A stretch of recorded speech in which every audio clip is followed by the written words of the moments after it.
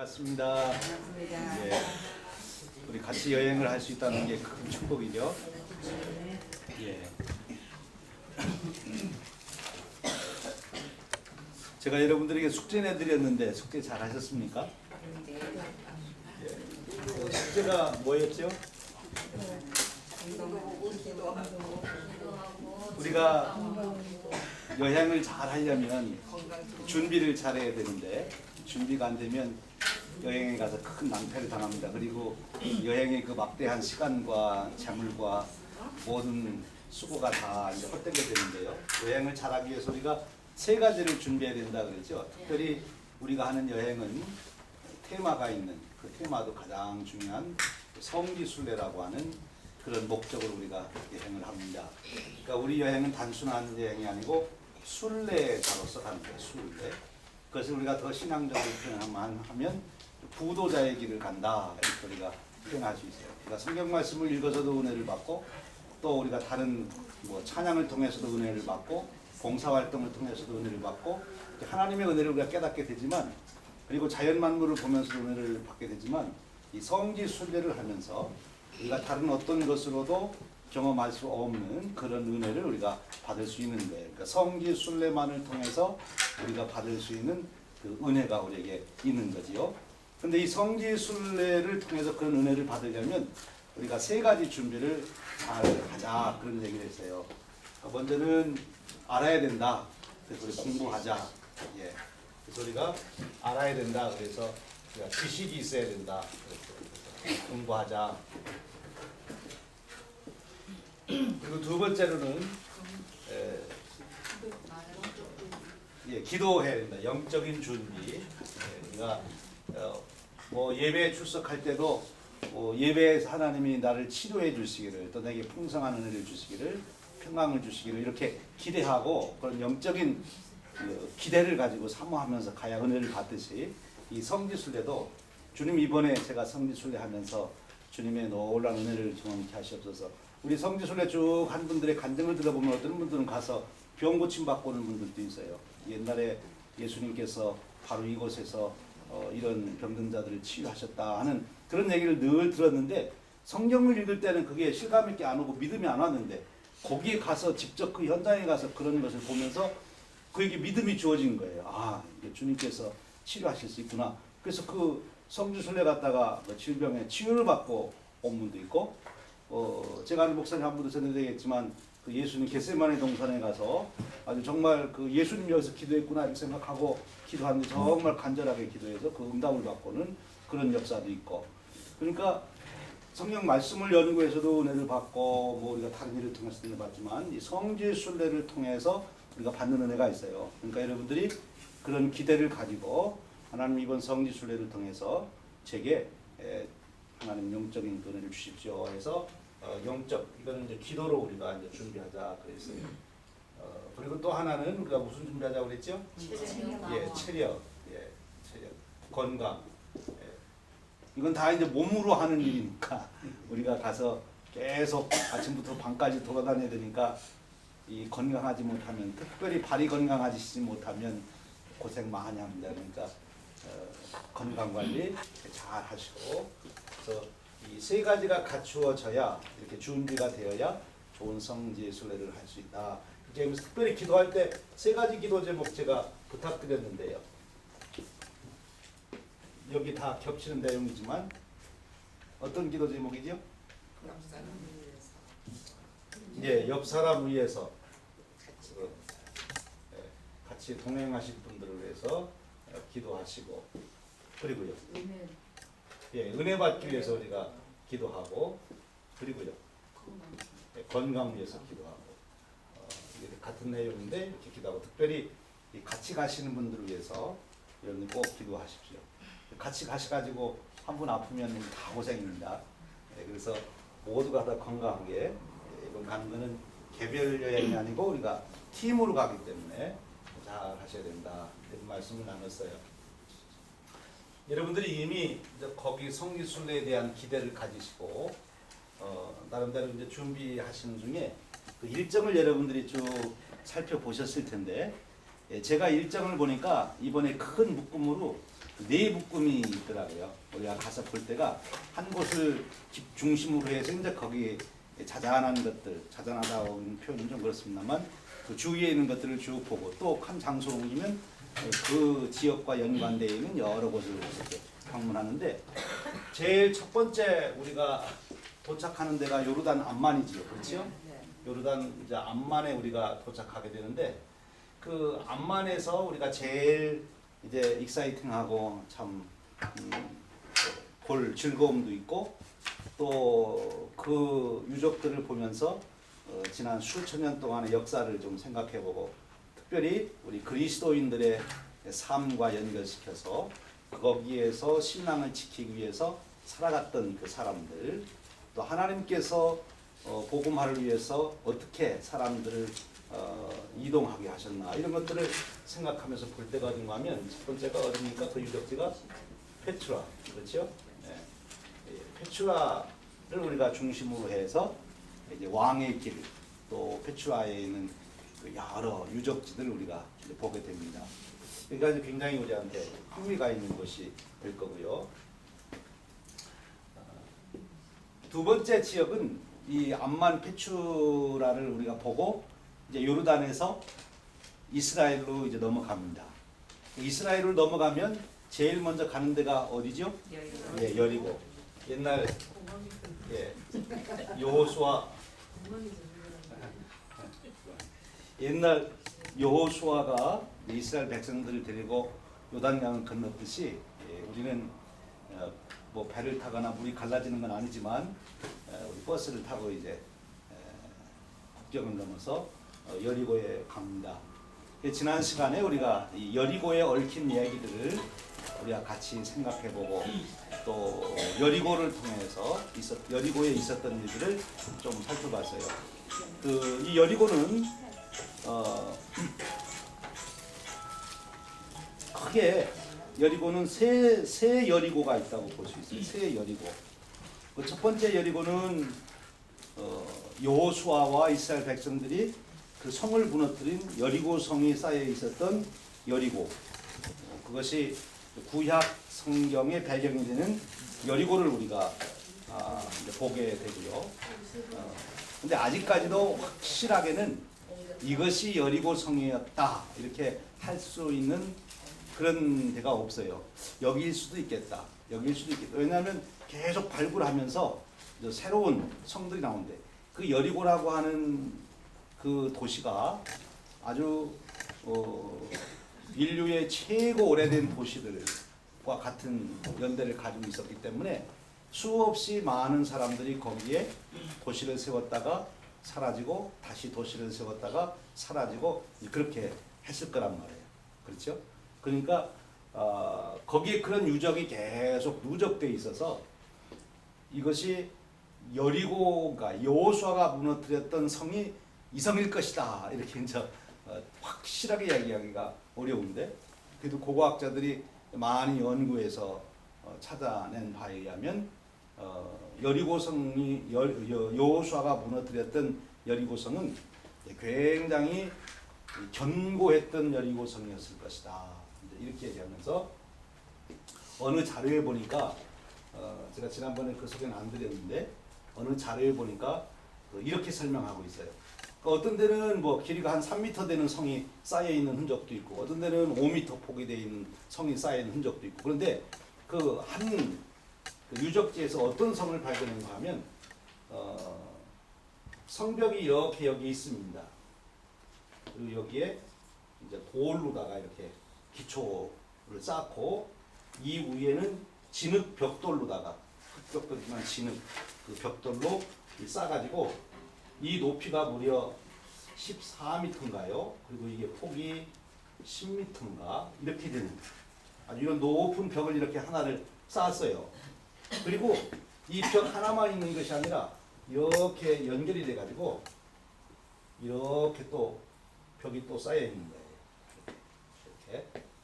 그래서 이거는 외벽이고 밖에서 보는 이거는 내벽이에요. 근데 이 높이도 이게 14m인가 이렇게 됩니다. 이 높이가 그러니까 여기에서 외적이 침입해 들어왔어도 여기 중간에 약간의 공간이 있고 안쪽으로 또 이 성벽이 있는 거예요. 그러니까 굉장히 이제 공격하기가 어려운. 그리고 이 여리고라고 하는 여호수아가 점령할 때 여리고는 지난번에 얘기했었죠. 200m, 200m 뭐 이런 얘기를 제가 했었는데 전체가 8에이커 정도. 한 2,500명에서 3,000명 정도가 사는 그런 도시였을 것이다. 이렇게 추정을 해요. 여리고성이 여호수아와 이스라엘 백성들이 이렇게 도를 때 금방금방 돌잖아요. 하루에 도는데. 얼마가 안 되니까. 그러니까 8에이커면 지금 우리 교회 땅 많은 거예요. 우리 교회 땅 많은 거. 근데 그 안에 이제 집들을 다 짓고 그리고 2,500명, 3,000명 살았을 것인데 그런데 이 여리고 땅이 그 당시에 굉장히 비옥한 땅. 왜냐하면 이 여리고에는 땅에서 솟아오르는 샘이 있어가지고 그 지역에서 여기에는 절대로 물이 끊어지지 않는 그런 지역이 된 거예요. 그러니까 이 여리고라고 하는 이 도시가 아주 특별한 도시가 된 거죠. 여기는 그 가나안 땅을 향하여 이스라엘 백성들에게 이렇게 말씀하실 때 적과 꿀이 흐르는 땅으로 너희들을 보낸다 이런 말씀을 하잖아요. 적과 꿀이. 그럼 거기서 꿀이라는 게 뭘까 하는데 학자들은 그 꿀을 그 대추가 굉장히 달아서 그 대추를 가리켜서 적과 꿀이 흐른다고 그럴 때 그 꿀에 대한 얘기를 너무 다르니까 그렇게 표현하는. 여기가 그래서 그 대추 나무가 아주 굉장히 그 풍성하게 자라는 그런 지역이라는 거죠. 그래서 2,500명 내지 3,000명밖에는 살 수 없기 때문에 이 땅을 차지하려고 여러 나라들이 늘 여기를 공격해 온단 말이에요. 그러니까 그 안에 살고 있는 2,500명, 3,000명밖에 안 되는 사람들은 그 큰 나라들이 와서 자기들을 공격해도 견딜 수 있도록 성을 이렇게 튼튼하게 쌓은 거죠. 절대 성이 무너지지 않을 정도로. 그러니까 밖에서 공격해서는 함락 못 시킬 정도로 이렇게 이제 쌓은 거예요. 그런데 여호수아하고 이스라엘 백성들은 그 성을 돌고 나서 함성을 이 성이 다 무너졌다 그런 얘기를 하면서 어떤 그 고고학자들이 발견에 의하면 이 성이 무너질 때 이쪽으로 무너졌을까 이쪽으로 무너졌을까 이렇게 생각해 보는 거예요. 어떻게 그 성 안에 있는 사람들이 쉽게 다 정복이 됐을까? 그럴 때 이 성이 이 안쪽으로 무너졌을 것이다. 그래서 이 성 밑에서 이제 이게 다 성 삥삥 돌고 소리 지르니까 구경 나왔을 거 아니에요. 그리고 또 어떻게 하나 보려고 감시도 하고 이런 사람들이 성벽이 무너질 때 다 같이 이제 성벽에 깔려서 죽었지 않겠는가 그렇게 보기도 하는 거예요. 다 이제 고고학자들이 상상을 해서 조그만 단서를 가지고 이제 고고학자들 하는 일이 그래요. 그러니까 어디에서 어금니 하나를 찾았다. 그러면 이제 그 어금니 하나를 가지고 다른 이들을 상상해 가지고 다 이렇게 치아를 구성하고 아 그럼 턱뼈는 이렇게 생겼겠지 하고 그럼 얼굴은 이렇게 생겼겠지 하고 그다음에 머리는 이렇게 됐을 거야. 그래서 이렇게 다 이제 그림으로 상상으로 그려다 놓고 아 이런 사람이 여기 살았다 이렇게 얘기를 하죠. 그처럼 여리고에 대한 얘기도 좀 고고학자들이 굉장히 많이 연구를 합니다만 두 가지 난점이 있어요. 하나는 너무 많은 성터들이 있는 거야. 수천 년 동안 성을 쌓았다 부서지고 또 쌓았다 부서져서 그래서 어느 것이 여호수아 때 건지를 잘 모르는 그런 것도 있고요. 그리고 오랜 세월이 거치면서 결국은 지진 때문에 이제 그렇게 되는 건데 이제 묻혀버리니까 깊이 이게 잘 못 참. 어쨌든 이 여리고에 가서 우리가 이제 구경을 합니다. 그래서 그 구약 성경에 나오는 여리고가 있고 신학에 보면 여리고에 대한 얘기가 나오는데 여리고 얘기 중에서도 뒤에 다시 한번 좀 반복합니다만 제일 여리고 얘기 중에서 재미나는 얘기가 뭐예요? 삭개오 얘기죠. 예수님이 이제 여리고를 지나가실 때 예수님 보시기 위해서 삭개오가 뽕나무에 올라갔다 이렇게 이제 하는 그 여리고. 신약 시대의 여리고는 이 여호수아가 무너뜨린 여리고가 아니고 신약 시대에는 그 장소에서 옮겨서 이 여리고는 이제 다 무너져서 폐허가 됐기 때문에 사람이 안 살고 다른 곳에 또 성을 쌓고 사람들이 사는 그 여리고였다 이렇게 보는 거예요. 그리고 사개오가 있을 때하고 지금하고 또 몇 년 됐어요? 또 한 2000년 됐으니까 그 도시도 다 이제는 사개오가 살던 여리고도 이제는 다 땅속으로 들어가고, 그리고 지금 이스라엘에 가면 여리고라 하는 도시가 있는데, 그 마을이 있는데, 그 마을은 최근이라기보다는 몇백 년 전에 형성된 그런 여리고다. 그러나 이 여리고라고 하는 그 동네가 이렇게 뭐 넓은 동네가 아니니까 여기 다 있으니까 거기가 거기다 이제 그렇게 얘기하는 거예요. 그래서 여리고를 우리가 이제 보게 됩니다. 그래서 그 여리고를 보면서 여리고와 연결된 몇 군데를 보게 되는데요.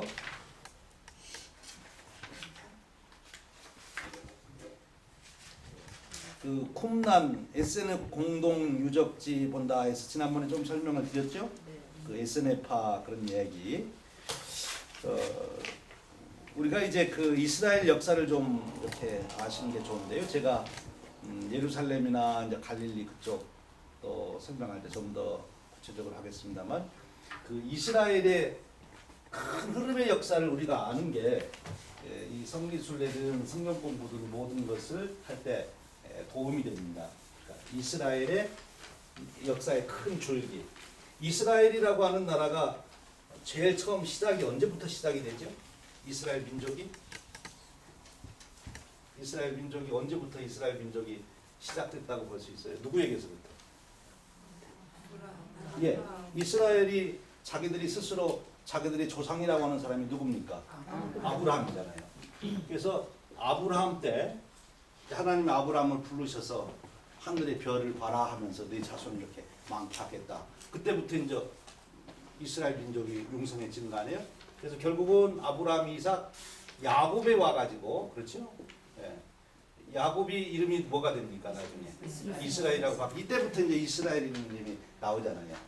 그런데 이 사람들이 야곱 때 요셉으로 인해서 어떻게 합니까? 애굽으로 가서 살다가 400년 동안 사는 중에 애굽의 왕조들이 계속 바뀌잖아요. 한국의 고구려, 뭐 통일신라, 고려, 조선 이렇게 바뀌듯이 애굽도 그렇게 바뀌거든요. 그러니까 옛날 요셉이 정치 잘할 때 그때 왕조가 다 이제 망하고 새로운 왕조가 들었으니까 이 히브리 사람들은 그러는 중에 약소민족이니까 이제 노예로 전락되고 말았어요. 그래서 모세 때가 와가지고는 한 400년이 지나서 이스라엘 백성들이 애굽에서 이제 노예 생활하는 그런 때가 오잖아요.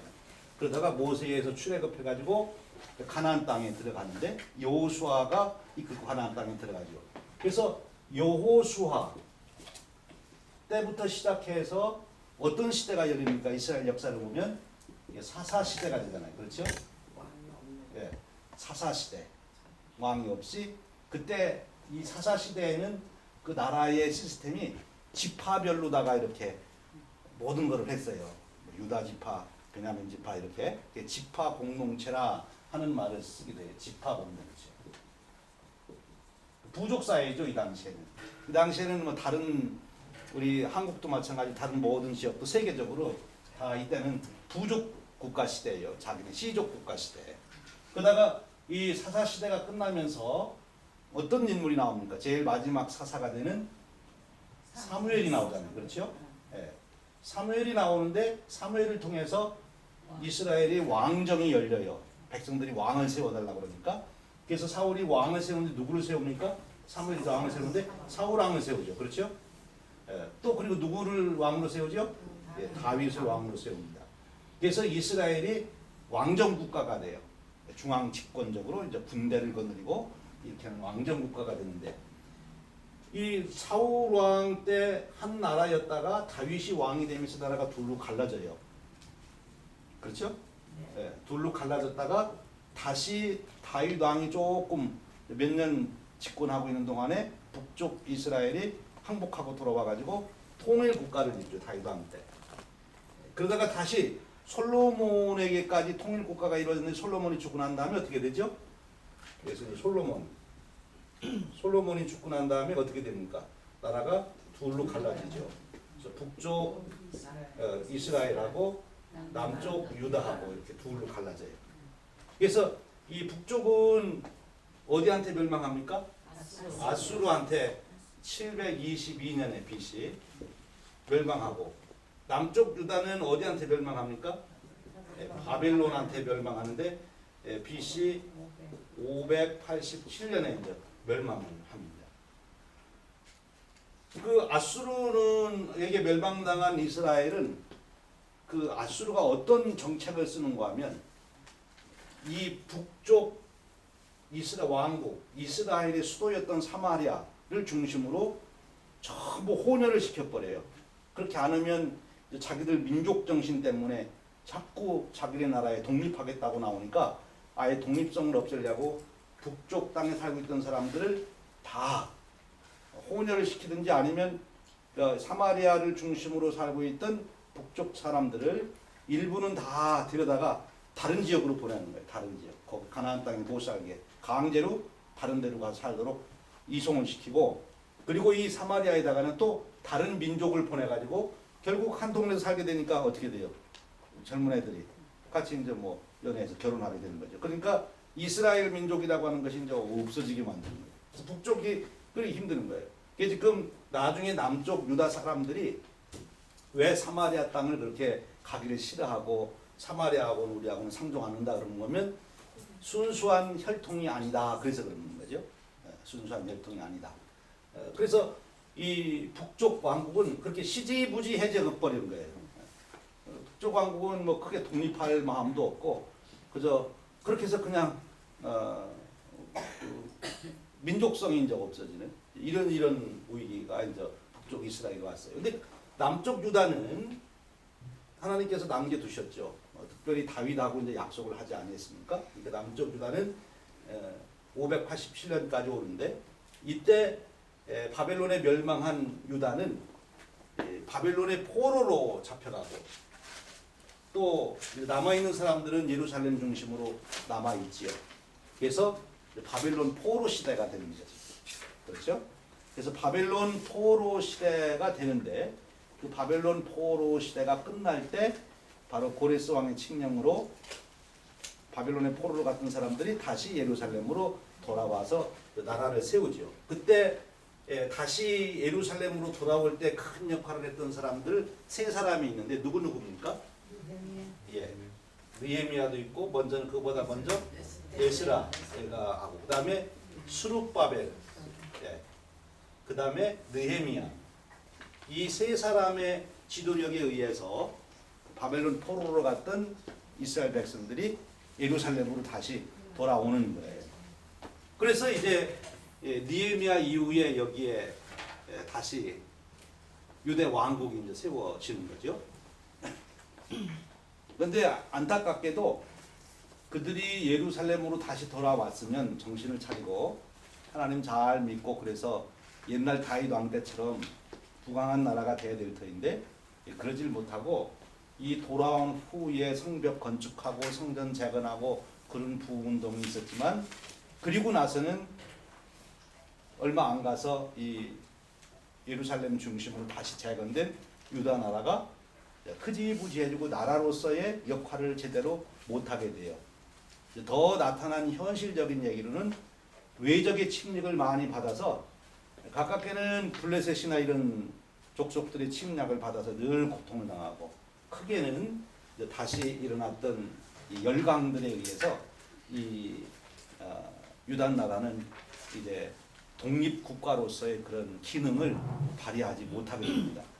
그리고 우리가 신앙적으로 더 아쉬운 것은 이 남쪽 유다가 멸망할 당시 그리고 바벨론 포로 생활을 할 때까지 그리고 더 구체적으로는 에스라와 스룹바벨과 느헤미야가 다시 돌아와서 성전 재건하고 성벽 다시 재건하고 나라를 세울 때까지는 하나님의 강한 역사와 예언자들의 활동과 하나님의 말씀이 주어졌는데 이제 유다 왕국 다 망하고 바벨론 포로 생활도 끝나고 다시 예루살렘으로 돌아와서 스룹바벨, 에스라, 느헤미야가 그 시대가 끝난 다음에는 하나님께서 특별하게 어떤 인물을 세우셔가지고 예언을 하게 하신다든지 아니면 나라를 어떻게 새롭게 한다든지 그런 일이 별로 나타나지 않습니다.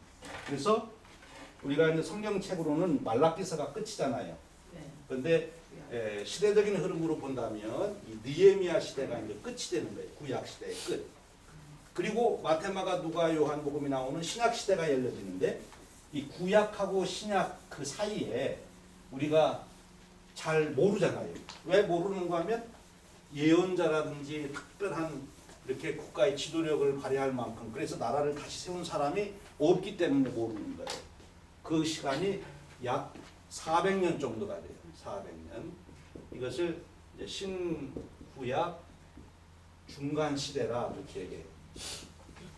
이 신구약 중간 시대가 이스라엘 민족에 있어서는 소위 암흑기예요. 하나님이 정말 계시나? 하나님도 다 잊어버리고 아브라함하고 약속했던 언약, 모세를 통해서 이랬던 특별히 다윗 왕과 맺으신 메시아 언약 이런 것들은 이제 흐릿해지는 그런 시대예요. 그럼에도 불구하고 이 유대인들을 위해서 하나님이 이 신구약 중간 시대 때에도 하나님이 역사하시면서 그들이 여호와 신앙을 버리지 않도록 그리고 특별히 메시아 언약에 대한 믿음을 버리지 않도록 하기 위해서 이 이스라엘 민족이 그들 민족으로서 그 소멸되지 않도록 그냥 어느 나라에 흡수돼 가지고 다 없어지지 않고 나라가 없는데도 주권이 없는데도 계속 자기들의 민족성을 지켜갈 수 있도록 하기 위해서 원래 하나님이 모세를 통해서 주신 놀라운 방법이 있어요. 그게 뭐냐면 해당을 지키는 거예요. 이 해당은 원래 바벨론 포로로 잡혀갔을 때 예루살렘에 가서 예배를 드려야 되는데 갈 수가 없잖아요. 그렇죠? 그러니까 포로로 잡혀간 사람들이 우리가 예루살렘에 가서 예배는 못 드리지만 하나님의 말씀을 우리가 배워야 된다. 그래서 모여서 하나님 말씀을 배우기 시작한 거예요. 그것이 회당이 되는 것입니다. 그래서 유대인들은 그 디아스포라 이제 어느 나라든지 가서 자기들끼리 모여가지고 이 함께 뭐 10명만 모이면 회당을 지어가지고 거기에 모여서 하나님 말씀을 배우는 그런 율법을 배우는 그런 민족이 된 거예요. 이 민족 시스템 때문에 주이시들은 어디든지 가면 자기들끼리 모여서 우리 같이 할 일 뭘 쓸까? 모여서 우리가 모세가 준 율법 배우자. 그래서 율법 배우는 일이 유대인들은 너무나 당연한 거예요. 유대인 그러면 회당 있고 거기에서는 율법을 자기들이 배우고 가르치고 하는 그 일을 해서 나라는 없어졌는데도 이들의 신앙은 안 없어진 거예요. 그 모세 때부터 주어졌던 말씀과 예언자들이 주어졌던 그 말씀들이 그대로 이렇게 있으니 해당 문화 때문에 이어지는 거죠. 그래서 이 문화라고 하는 것이 굉장히 중요하고 그리고 거기에 이제 언어라고 하는 것이 굉장히 중요하지. 언어를 잊어버리지 않아야 조상들의 문화를 이어갈 수 있는데 그 문화 속에서 이 사람들은 여호와 신앙을 지켜갈 수가 있었던 거죠. 그러니까 외적으로 보면은 대단한 게 없어요. 다 그냥 조그맣게 마을마다 그저 모여서 우리가 주일시들 다 이렇게 모여서 성경 읽고 배우고 이런 거고 그리고 이 일을 위해서 그 제도적으로 원래 다윗 왕 때나 그 왕조가 잘 이루어질 때는 이스라엘의 큰 이스라엘을 이끌어가는 지도자들이 있었죠. 누굽니까? 대표적으로 모세 때 벌써 세운 이스라엘의 제일 중요한 직분 중에 이스라엘 민족의 뭐예요? 제사장. 제사장들을 통해서 계속 하나님께 예배할 수 있는 민족으로서의 생명을 이어가게 하고 또 하나님 말씀도 지키게 하고 그리고 또 누가 있습니까? 예언자. 하나님의 예언자들 그때 지키셔서 하나님 말씀을 깨닫도록 이 하나님 말씀 이것은 이제 신명기이고 이 제사장들은 레위기의 전승을 이어가는 그런 이 두 시스템이 있고 여기에 왕까지 세우셔가지고 이제 나라가 이어져 가면서 이스라엘 백성들 하나님이 신앙으로 살아가도록 역사를 하시는데 이제 왕이 없어졌어요. 그리고 이제 예루살렘이 다 망하니까 이제 제사장들도 약해졌는데 이 말씀을 통해서 모이는 해당 성경 말씀 이게 이제 살아 있어서 이스라엘 민족을 이끌어 왔다 이제 이렇게 볼 수가 있죠. 그런데 바로 이런 400년 여기 신구약 중간 시대 때 이 400년을 이런 해당 문화 중심으로 그리고 예루살렘에 이스라엘 백성들이 살고 있었지만 자기네 독립적인 주권을 갖지 못하고 어떤 나라의 속국이 되든지 늘 속국이 돼가지고 이제 그 나라의 지배를 받으면서 식민지 국가로서 이제 살게 되는 그런 게 이스라엘 민족의 역사예요. 그런데 그런 중에도 이스라엘 백성들이 자기들이 군사력이 없으니까 이제 싸우지를 못하지만 그런 중에도 끊임없이 중간중간에는 나라를 독립시키고자 하는 독립투사들이 나타났어요. 독립투사들. 역사에 많은 자잘한 일이 있었지만 제일 큰 역사가 뭔 거면 아까 얘기했듯이 유다는 그렇게 역사가 흘러왔는데 대신에 이 이스라엘 백성 주변의 세계 정세는 어떻게 흐르는가 하면 북쪽 왕국을 멸망시킨 나라가 뭐였죠? 네, 아수르. 아수르가 북쪽을 왕국을 멸망시키고 남쪽도 이제 멸망시키려고 하다가 오히려 쳐들어왔다가 자기네가 망했어요. 왜 그랬어요?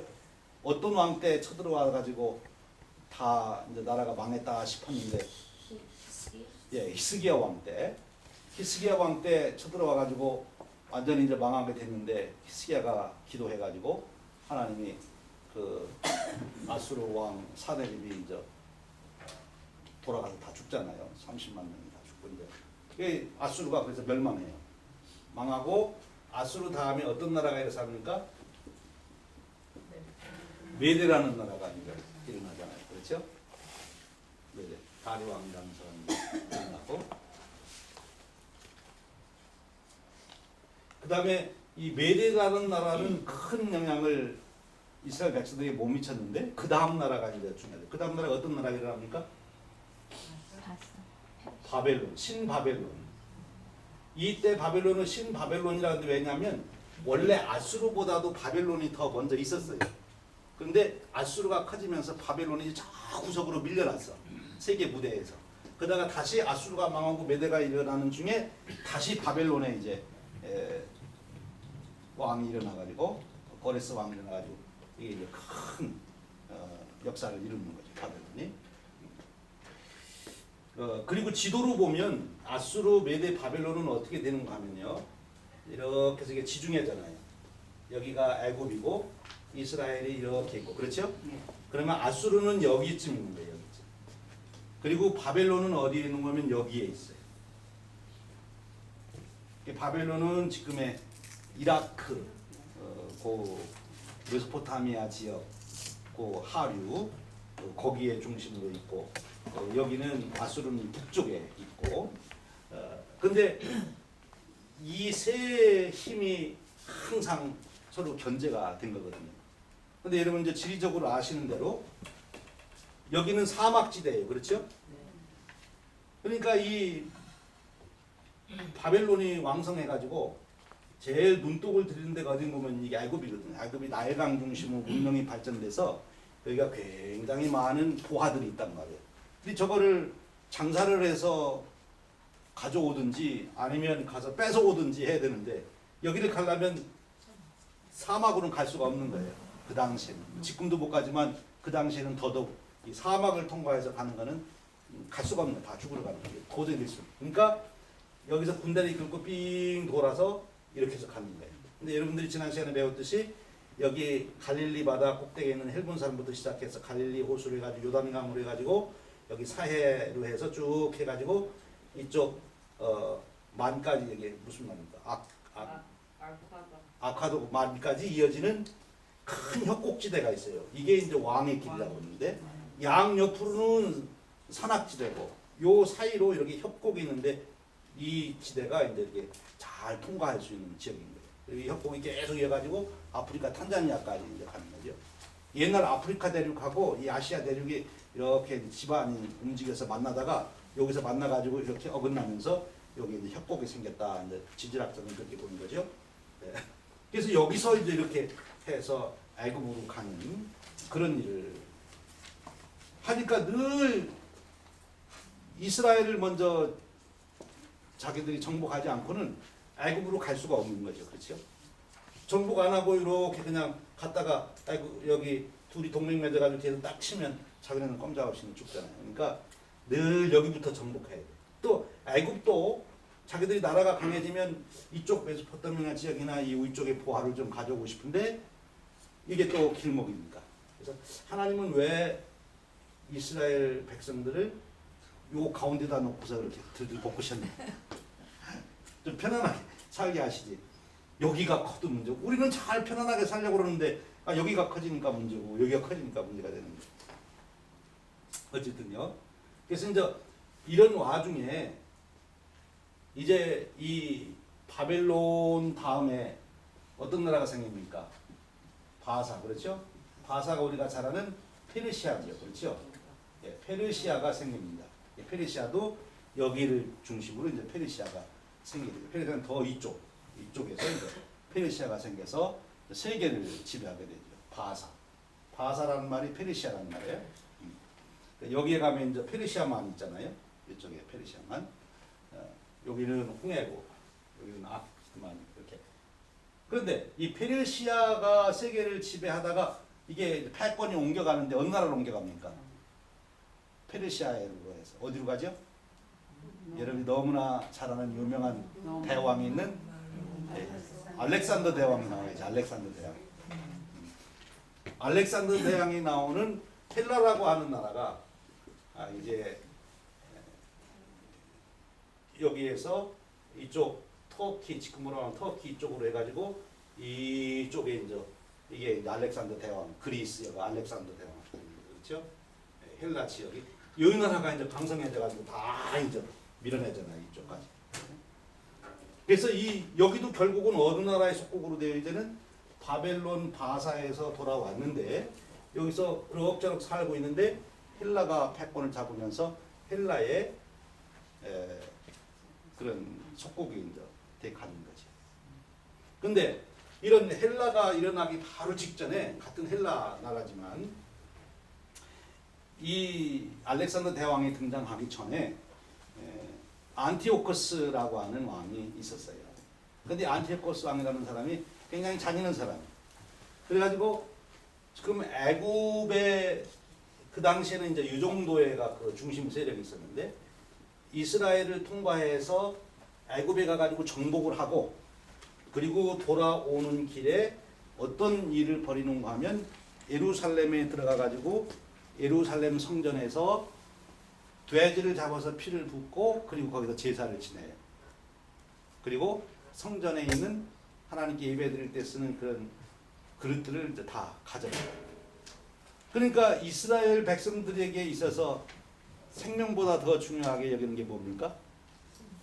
성전. 성전에서 하나님께 예배해야 되는데 하나님께 예배하는 거기에 이스라엘 백성들이 제일 부정하게 여기는 돼지의 피를 부어서 제사를 드렸다. 이 사건이 일어난 후에 이스라엘 백성들 중에 우리 그만 살고 다 죽자 이렇게 아주 결단을 하고 그 독립을 하겠다는 이제 봉기가 일어납니다. 그 혁명이 마카비 혁명이라고 해요. 마카비 형제들이 이 일을 이루게 되지요. 그래서 이 신구약 중간 시대 400년 역사 속에서 이제 제일 큰 사건이 뭐냐면 정치적으로 마카비 운동이에요. 마카비 혁명 운동.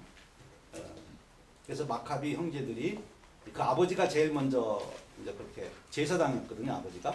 그래서 아버지가 온 이스라엘 백성들 젊은이들에게 우리가 이렇게 사느니 죽자. 우리 막 다 이렇게 해서 뭐 사생 결단으로 달려드니까 어떡합니까? 그래서 이제 이 안티오코스 이 왕이 이제 물러가고 다시 나라를 회복하고 왕정을 세워요.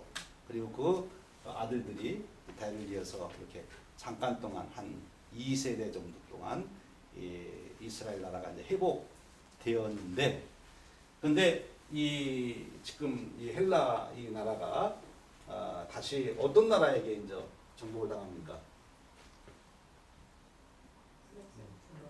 크게 가면 이제 로마로 가잖아요, 그렇죠? 네, 로마. 그래서 나중에 이제 로마가 다시 여기 와서 정복할 때 그 끝까지 여러분 가서 이제 우리 보게 되는 마지막 항전을 한 그 장소를 가서 보게 되는 어디죠 거기가? 마사이. 예, 마사이 항전을 가서 보게 되지만 그렇게 하게 됩니다. 그리고 지난 시간에 배웠듯이 이제 민족적으로는 그들의 신앙을 어떻게 이어가느냐. 이들이 이제 정치적으로는 소망이 없어요. 나라를 다시 세워서 왕을 세워봐야 허수아비 왕이고 세울 수가 없고. 그리고 그 예수님 당시에 헤로드 왕이 있죠. 그렇죠? 네. 이 헤로드 왕. 이 헤로드 왕은 원래 이스라엘 사람이에요, 아니에요? 아니에요. 에돔 사람이란 말이에요. 그러니까 이 로마에서 이 헤롯, 이 유대인이 아닌 사람을 왕으로다가 세워가지고 헤롯이 에돔 사람인데 지금 유다의 왕이 된 거예요. 그러니까 정치적으로는 도저히 소망이 없어요. 독립할 수도 없고. 그래서 이 사람들이 그것을 자기 민족을 지키기 위해서 어떤 운동이 일어나는가 하면 신앙적으로 우리를 지키자 하는데, 신앙적으로 지키는데 어떻게 우리가 이 여호와 신앙을 지켜갈 것이냐, 이 일을 놓고 이제 자기들끼리 파가 생기게 됩니다. 그 대표적인 파가 무슨 파예요? 율법을 잘 지켜가지고 우리가 나라는 없지만 하나님 말씀을 잘 배워서 우리가 정말 하나님 말씀대로 사는 그런 민족이 됨으로써 우리는 우리의 민족을 지켜나갈 수 있다.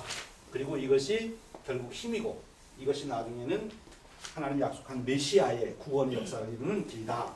그래서 그 하나님 말씀을 철저하게 정말 철저하게 배우고 지키고 하겠다고 일어나는 파가 있어요. 그 파가 무슨 파예요? 예, 바리새파. 예, 그 파가 바리새파예요. 그와 반면에 뭘 세상 그렇게 어렵게 사냐? 다 그냥 이런 들었다리 저런 들었다리 그냥 다 그렇게 사는 거지.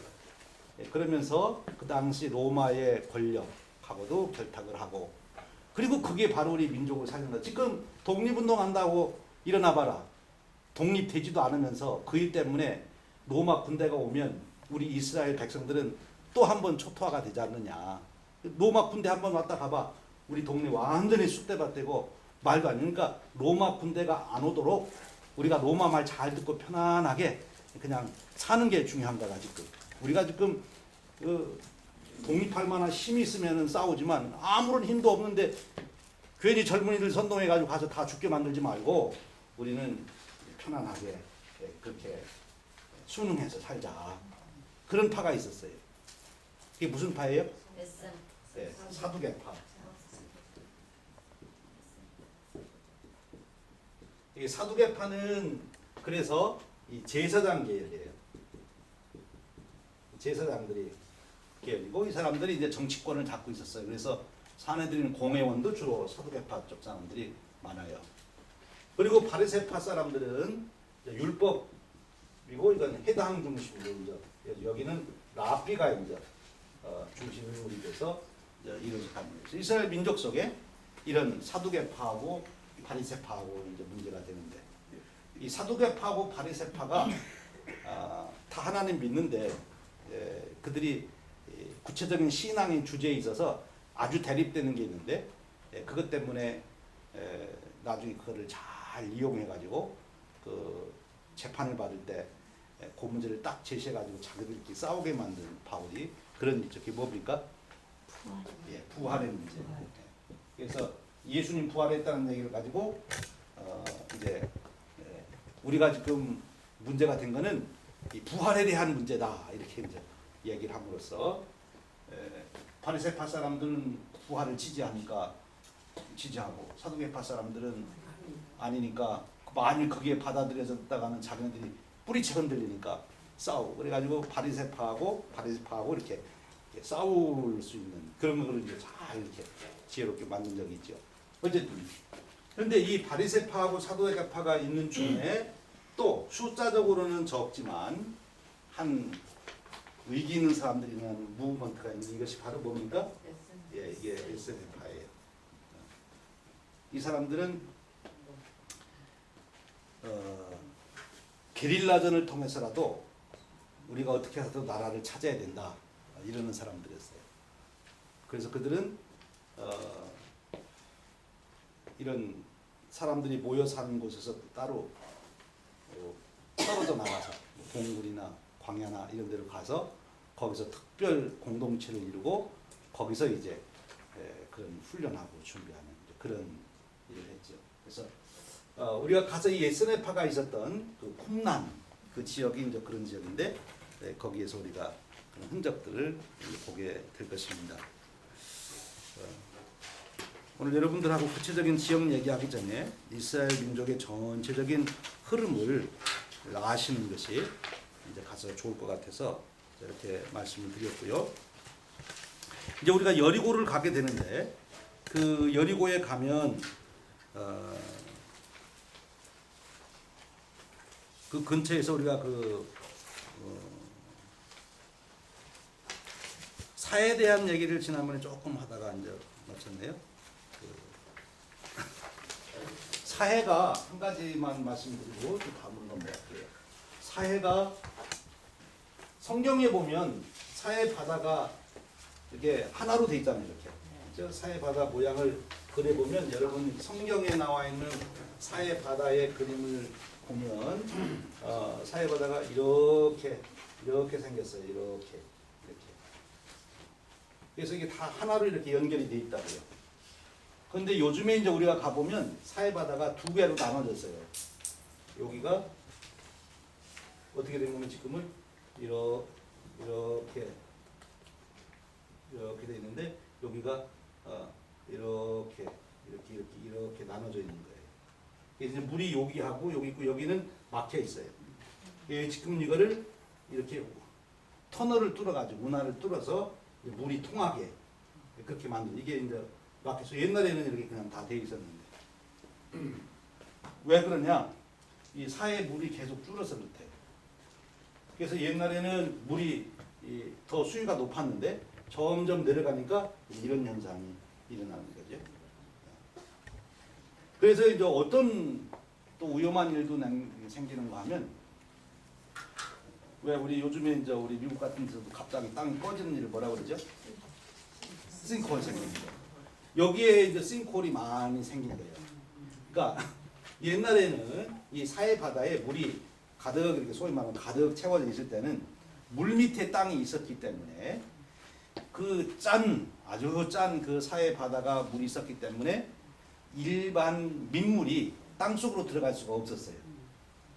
그 땅 속으로 스며들지 않으니까 이 바다 밑에 있는 그 지치반이 먹으면 이 사해 바다의 그 짠 물로 된 것처럼 그 밑지반이 소금으로 되어 있는 돌 그렇게 지반이 돼서 바위가 형성됐는데 이 바닷물이 쭉 이게 내려가 가지고 이 옛날 바다 이 지중해 바닷물로 덮여 있던 짠물로 덮여 있던 것이 육지로 드러나게 되니까 거기에 이제 빗물이 떨어지니까 거기에 빗물이 들어가니까 속에 있던 그 소금으로 이렇게 돼 있던 그런 지반이 어떻게 되겠어요?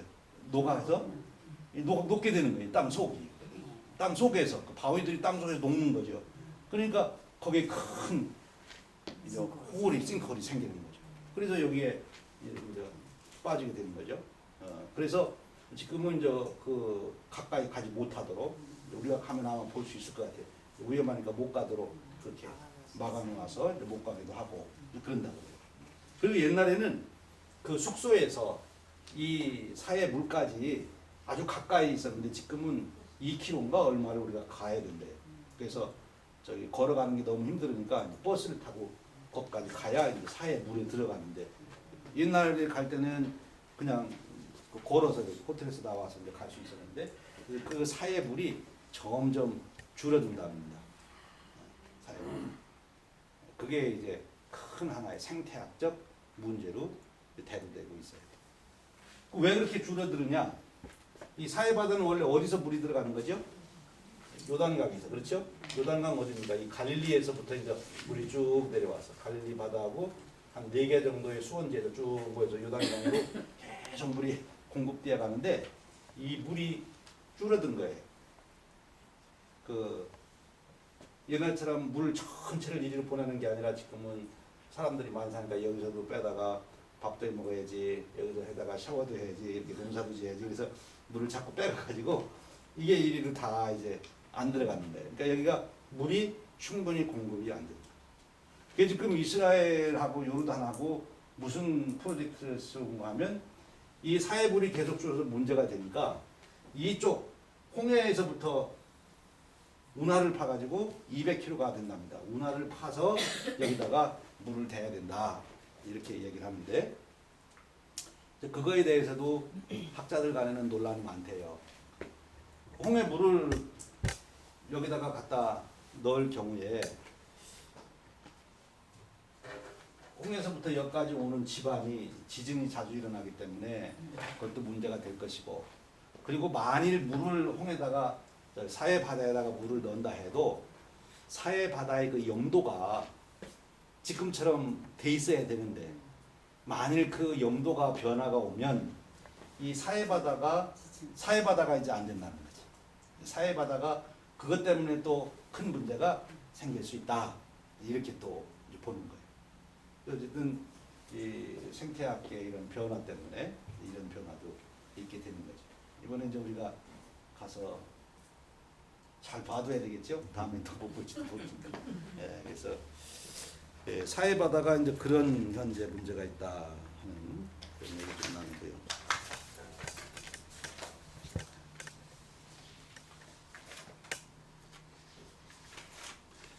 그리고 오늘 나눠드린 거기에 보면 제가 번호를 잘못 붙였는데요. 여리고에 가면 이제 시험산이 있어요. 그리고 이 여리고는 원래 이 협곡지대, 갈릴리 바다에서부터 이 사해 바다로 가는 요단강 중심을 낸 협곡지대에 아주 중요한 위치에 있었던 도시가 이제 여리고거든요.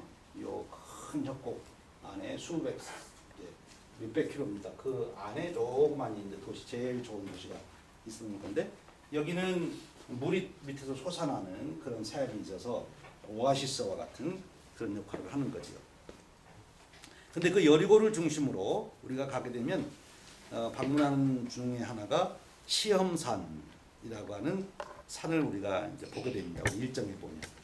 근데 그 시험산이 어딘가 하면 무엇인가 하면 예수님께서 공생을 시작하실 때 어디 가시죠?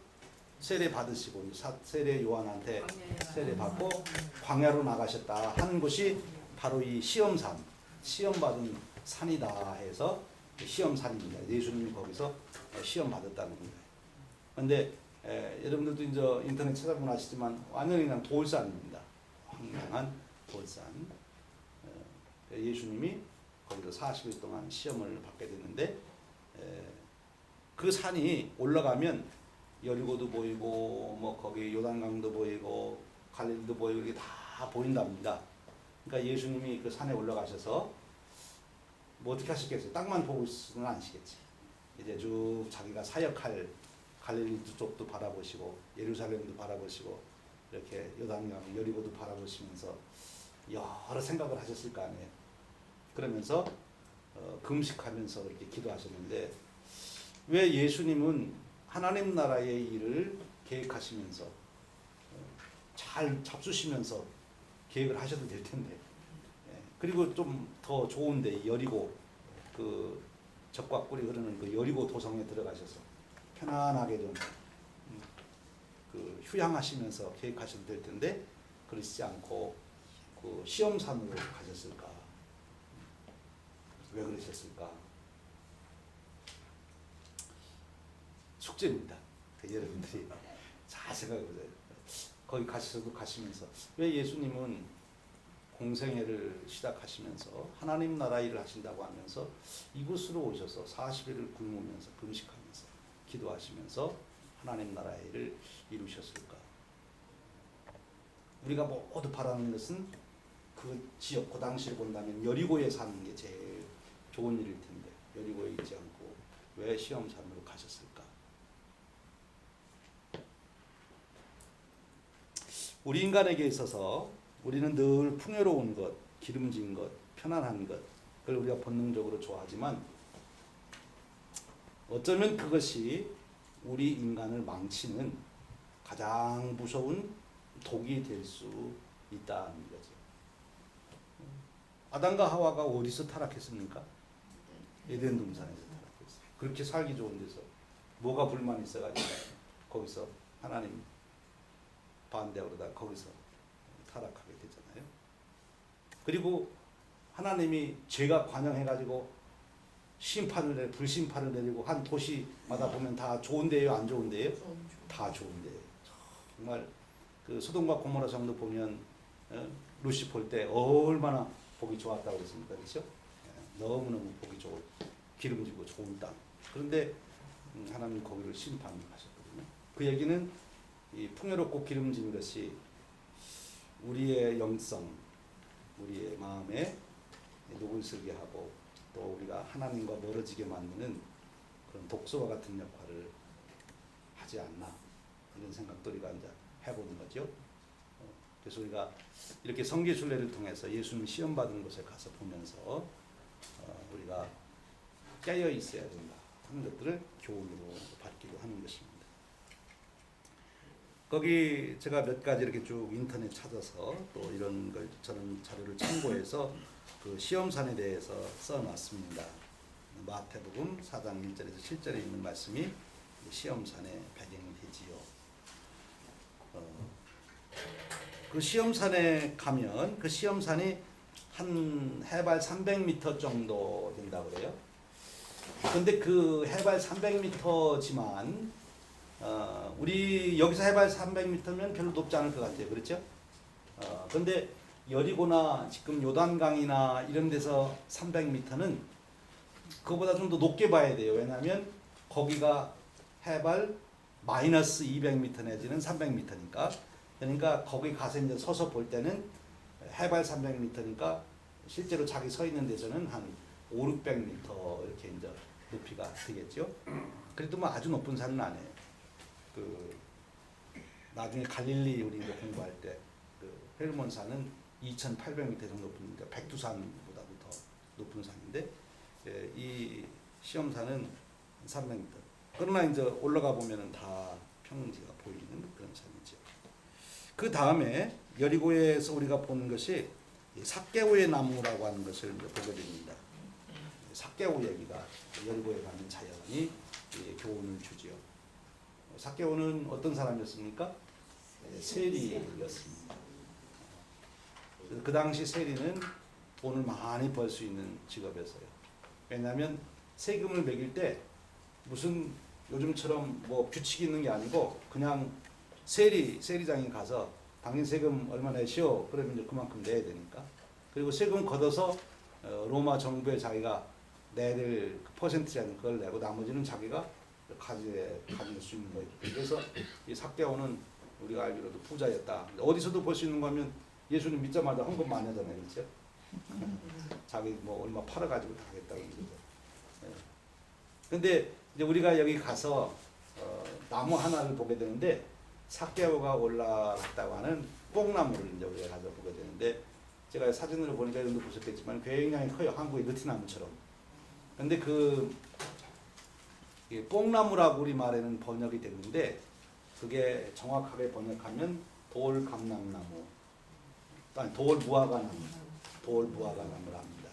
근데 그게 그 발음상에는 시커모어 또는 시카마인 이렇게 해서 비슷한, 영어로는 원래 뽕나무를 멀버리라고 그래요. 이게 이제 멀버리 추리가 우리말로 번역하면 뽕나무가 되고, 이 스카모라고 하는 말은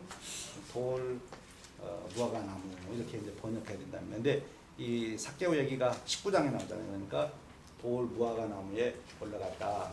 근데 이스라엘 그 역사적인 이렇게 자료들을 보면 이 멀버리 추리라고 하는 거하고 이 스카모라고 하는 얘기를 그 옛날 헬라어에서 이렇게 70인용으로 라틴어로 그리고 이렇게 번역할 때 그냥 혼돈해서 이렇게 번역을 했대요. 그러니까 아마 우리 한국의 성경 번역할 때도 그 번역하는 사람들이 뭐 크게 관심 안 갖고 뭐 뽕나무나 뭐 돌 무화과나무나 뭐 나무지 다. 그래서 그냥 한국 사람들이 뽕나무를 잘하니까, 돌 무화과나무는 한국 사람들 잘 모르잖아요. 그러니까 뽕나무 잘하니까 뽕나무 올라갔다 이렇게. 근데 한국식 뽕나무가 아니고 뽕나무가 꽤 크더라고요. 그렇죠? 보니까 이렇게 아름들이.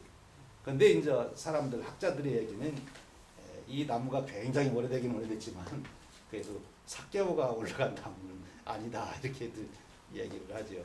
제일 오래된 나무니까 이 나무가 삭개오가 올라갔다 그러지만 2000년까지 된 나무는 아니다. 이제 그렇게 얘기를 해요. 어쨌든 가서 우리는 삭개오 나무 가가지고 사진 찍을 겁니다. 그래서 우리가 한번 생각해 보는 거예요. 삭개오는 왜 돌 무화과나무에 올라갔을까? 왜 예수님 만나고 싶었을까? 돈도 많이 벌고 잘 사는데 왜 그랬을까? 그 당시 아이들 동요에 보면 뭐 산에 가면 늑대가 있고 뭐 어디 마을에 가면 세리가 있고 이렇게 노래를 부를 만큼 아주 이 세리를 나쁘게 이제 사실 평가를 한 거죠. 그 당시 사람들은 자기 같은 동족에 아주 나쁘게 만든 사람이다 이렇게 해서.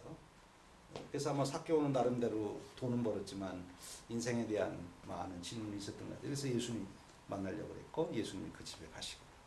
그래서 우리가 한번 질문해 보는 거예요. 왜 삭개오는 예수님을 그토록 만나려고 했을까? 그리고 우리가 이제 보는 데가 어디인가 하면요. 가서 보시면 삭개오의 나무를 보고 그 다음에 우리가 가본 데가 그 요단강 세례터, 이것은 예수님이 세례받은 장소다 이렇게 생각하는데 지금 예수님이 세례받았다고 하는 그 장소를 두 곳으로들 얘기를 해요. 여기가 기다, 또 여기가 기다 이렇게 얘기하는데 한 곳은 이스라엘 정부에서 갈릴리 호수 그 입구 가까운 요단강이 이제 시작되는 그 입구쯤에 한 장소를 정해놓고 여기가 예수님 세례받은 곳이다. 그다음 한 시설해 놓고 관광객 오면 여기가 예수님 세례받은 곳입니다. 이렇게 해서 구경하게 만드는 그런 곳이 있고, 성경적으로 우리가 보면 그리고 여러 학자들이 얘기하면 예수님 세례받은 곳은 거기 상류가 아니고 요단강 상류 갈릴리 그 근처가 아니고 오히려 사해바다 쪽으로 더 내려와서 하류 쪽에 있는 곳이 예수님이 세례받았던 곳이다. 그렇게 얘기를 하는데 그 예수님이 세례받았다고 하는 것은 베다니 동편이라는 말이 나와요. 그 베다니 동편. 그래서 그 베다니가 어디 날 때 성경에 베다니가 두 곳에 있거든요. 그래서 그 베다니가 지금은 땅이 어디에 있는 거면 이스라엘에 있지 않고 그 땅이 요르단에 있는 거예요. 그 땅이. 그러니까 이스라엘 성지순례 가는 사람들이 갈 수가 없는 거죠. 그리고 지금은 이제 그때 무슨 전쟁입니까? 전쟁이 나가지고 이스라엘이 요단강까지 다 이제 땅을 차지했는데 지금은 국경지대에 거기서 지금 우리 한국으로 말하면 휴전선 비무장지대에 있는 것처럼 그 장소가 있어서 그래서 성지순례 하는 사람들이 예수님 세례받은 데를 못 가봤대요. 그런데 몇 년 전부터 이 이스라엘하고 요르단하고 이제 협약을 해가지고 우리 돈 벌 일인데 이거 우리가 돈 벌 일인데 우리가 날을 정해가지고 이날만큼 우리가 오픈하자. 양쪽에서 전부 합의를 해서 그래서 이제 요즘에는 가볼 수도 있대요. 근데 우리도 거기 가볼 수 있을지 없을지는 모르겠어요. 예수님 세례 받았다는 거. 근데 옛날 역사적으로 보면 옛날 중세 때부터 역사대로 보면 예수님 세례 받은 그 요단강에 와서 세례 받는 순례자들이 참 많았지요. 근데 지금 여러분들이 가보시면 세례 한번 다시 받으십시다. 여기서 예수님 세례 받았던 곳이에요. 그러면 여러분들이 글쎄 들어가고 싶은 마음이 있을지 모르겠어요. 물이 미국 물처럼 깨끗하지 않으니까. 물이 아주 침례를 하는 거죠. 예, 침례죠. 물이 여러분 보시면은 들어가고 싶은 마음이 없을지도 몰라요. 예, 그렇습니다. 그 땅이. 그래서 요단강 세례터를 보게 되는데 그렇게 세례터가 두 곳으로 얘기가 되고 있다. 그리고요. 그리고 이제 우리가 보는 데가 또 요단강 그 협곡 계곡을 보게 됩니다. 요단 계곡. 이 요단 계곡이라는 것이 바로 그 갈릴리 호수부터 사해 바다까지 이어지는 그 계곡을 보게 되는데 그 계곡의 여러 경치들을 보게 될 겁니다. 그리고 보는 데가 이제 이스라엘 평야라고 하는 곳이 나오는데 이 이스라엘 이 평야 여기가 굉장히 기름진 땅이라고 합니다. 구약 성경 사사기에 보면 무기토 전쟁이 나오는데 바로 그때 드보라 아시죠 여러분? 드보라 바락이라고 하는 남자가 있었는데 가서 전쟁을 하니까 못 간다고 드보라 보고 당신이 같이 하면 가겠다고 그래가지고 드보라가 그럼 내가 가줄게 가자 그래가지고 드보라하고 전쟁에 나가는 얘기가 사사기에 나오거든요. 요 사사 드보라가 전쟁할 때 나오는 얘기가 이 이스라엘 평야 얘기가 나옵니다.